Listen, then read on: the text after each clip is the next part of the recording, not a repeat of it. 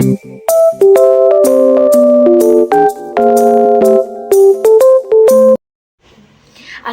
warahmatullahi wabarakatuh. Perkenalkan, nama saya Zara Mia Nurulaini dengan NPM 2406346333. Di sini saya ingin menjelaskan hasil rangkuman saya dari video Laura Boyd, Profesor Departemen Terapi Fisik Universitas of British Columbia, dengan judul Kemajuan Ilmu Saraf dan Neuroplastisitas Otak Manusia.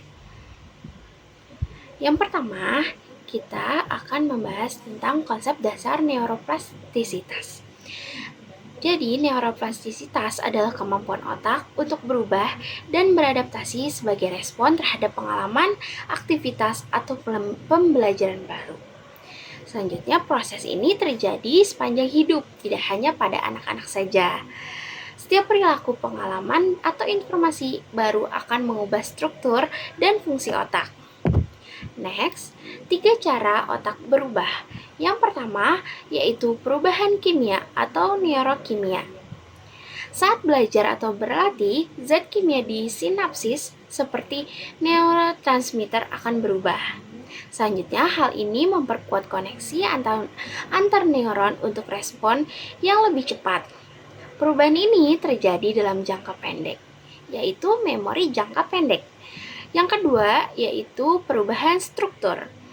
Otak membentuk lebih banyak cabang dendrit dan koneksi antar neuron. Butuh banyak waktu dan tidur agar perubahan ini terjadi. Hal ini menjadi dasar terbentuknya memori jangka panjang. Yang ketiga, itu perubahan fungsi, yaitu wilayah otak belajar untuk berkoordinasi lebih baik. Aktivitas otak saat istirahat juga penting, yaitu jaringan default mode untuk pemulihan dan kreativitas. Next, yaitu faktor yang mempengaruhi neuroplastisitas. Yang pertama, yaitu perilaku dan pengalaman adalah faktor utama, bukan obat. Yang kedua, neuroplastisitas bisa positif, yaitu dari pembelajaran dan pemulihan stroke, atau bisa juga negatif, yaitu stres kronis, kecanduan, dan nyeri kronis. Yang ketiga, tingkat kesulitan belajar yang pas, tidak terlalu mudah atau tidak terlalu sulit, mengoptimalkan perubahan otak. Selanjutnya, yaitu peran stres dan hormon kortisol. Kortisol penting untuk kewaspadaan, tetapi berlebihan juga menyebabkan gangguan memori dan pembelajaran. Kortisol tinggi kronis menurunkan BDNF atau Brain Derived Neurotrophic Factor. Selanjutnya akan menurunkan kemampuan belajar dan mengingat. Cara menurunkan kortisol yaitu dengan cara tidur yang cukup 6-8 jam, meditasi dan relaksasi, olahraga teratur, intensitas sedang. Selanjutnya, hubungan olahraga dan pembelajaran. Penelitian Boyd 9 menit latihan intens meningkatkan kemampuan belajar dan mengubah otak. Efek positif muncul setelah 24 jam menunjukkan pembelajaran offline saat tidur. Olahraga meningkatkan aliran darah, faktor neurotropik, dan koneksi sinaptik.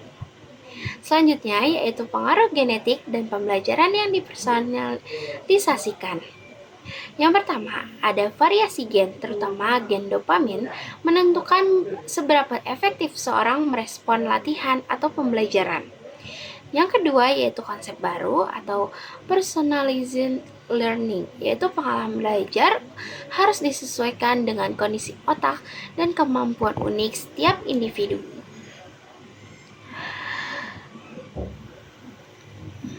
Kesimpulan yang saya dapatkan yaitu otak terus berubah sepanjang hidup, baik atau buruk tergantung perilaku dan gaya hidup kita. Perubahan otak sama dengan perubahan perilaku. Senja pilih aktivitas atau kebiasaan yang menstimulasi otak secara positif. Belajar hal baru, tidur cukup, olahraga, dan berpikir kreatif. Setiap hari otak kita berubah, jadi pilihlah perubahan yang ingin kamu ciptakan. Sekian presentasi dari saya. Mohon maaf bila ada kekurangan. Wassalamualaikum warahmatullahi wabarakatuh.